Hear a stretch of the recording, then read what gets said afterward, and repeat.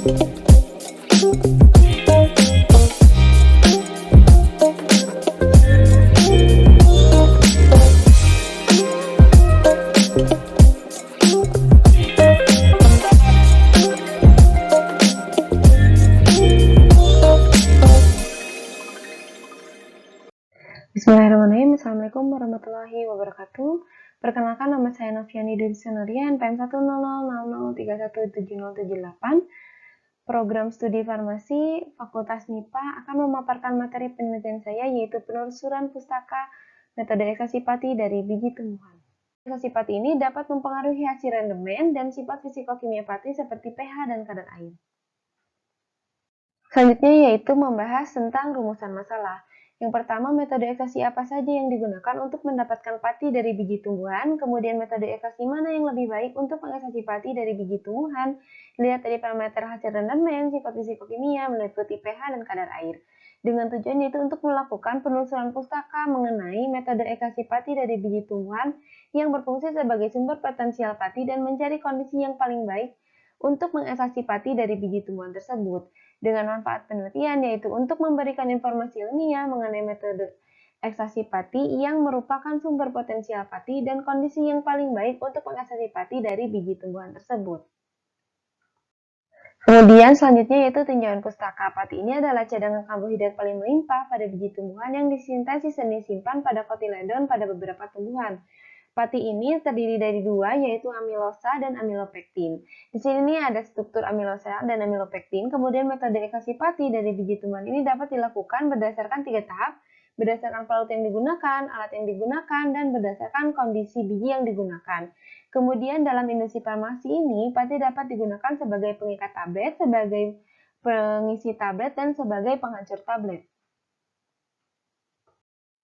Selanjutnya ada metode penelitian, terdapat 4 tahap. Yang pertama ada identifikasi fisikokimia dan juga hasil rendemen pati dari biji tumbuhan. Pada penelitian ini, biji tumbuhan yang merupakan sumber potensial pati diantaranya ada biji kedaung, biji millet mutiara, biji durian, biji leci, biji kenari, biji nangka. Biji tumbuhan ini mengandung lebih dari 50% dari total pati, lipid, protein, karbohidrat, gula larut, dan asam askorbat. Pada penelitian ini juga, berdasarkan jurnal yang ditinjau, pati dari biji tumbuhan dapat diekstraksi dengan cara metode ekstraksi.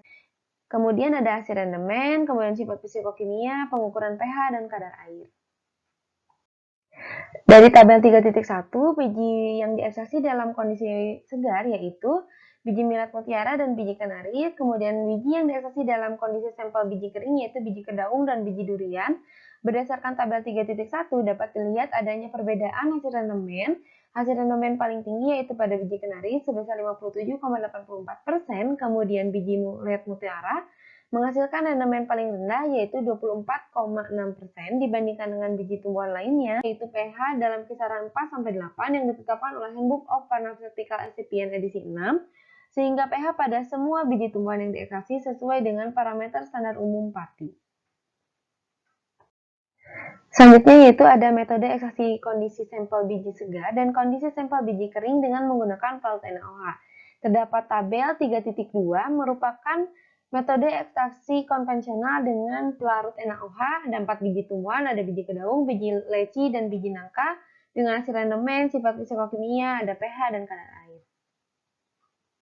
Biji kedaung dan biji leci dilakukan pengukuran kadar air yaitu sebesar 1,39% dan 0,48%. Maka kadar air biji kedaung dan biji leci sudah memenuhi persyaratan SNI yaitu semaksimal 10%. Kemudian hasil rendemen lebih tinggi pada biji kedaung yaitu sebesar 57,75% dan hasil rendemen paling rendah yaitu pada biji leci sebesar 11%. Pengukuran pH dilakukan pada semua biji tumbuhan berdasarkan parameter standar umum pati sebagai eksipien yaitu pH dalam kisaran 4-8, maka pH pada pati dalam penelitian ini sudah memenuhi standar umum pati. Kemudian ada tabel 3.3 merupakan metode ekstraksi konvensional dengan pelarut natrium metadisulfit ada 1 biji tumbuhan yaitu biji kedaung. Kemudian dilakukan pengukuran pH dengan pH 5,93% yang sesuai dengan parameter standar umum pati yaitu 4-8. Kemudian dilakukan pengukuran kadar air sebesar 1,58%. Kadar ini memenuhi standar, yaitu maksimal 10%. Untuk mengekstraksi pati dari biji tumbuhan, yaitu ekstraksi dengan pelarut air, NaOH, dan natrium metabisulfit, baik kondisi sampel biji segar ataupun kering. Sumber potensial pati diantaranya ada biji kedaung, millet mutiara, durian, leci, kenari, dan nangka. Metode ekstraksi yang menghasilkan rendemen lebih tinggi diperoleh dari metode ekstraksi yang menggunakan kondisi sampel biji segar dengan menggunakan pelarut air pada biji kenari. Kondisi ini menghasilkan rendemen sebesar 57,84% dengan pH 6,62 yang sesuai dengan parameter standar umum pati, yaitu kisaran 4-8. Sarannya yaitu banyak penelitian tentang ekstraksi pati tidak mengukur sifat fisikokimia pati yang dihasilkan. Sifat fisikokimia pati ini merupakan parameter penting bagi pati untuk menghasilkan pemanfaatan pati tersebut, dalam hal ini sebagai eksipien farmasi, sehingga pengukuran sifat fisikokimia perlu dilakukan pada penelitian ekstraksi pati. Selain itu juga untuk memperbaiki karakteristik pati agar memenuhi standar untuk digunakan sebagai eksipien, kemudian dilakukan modifikasi pati.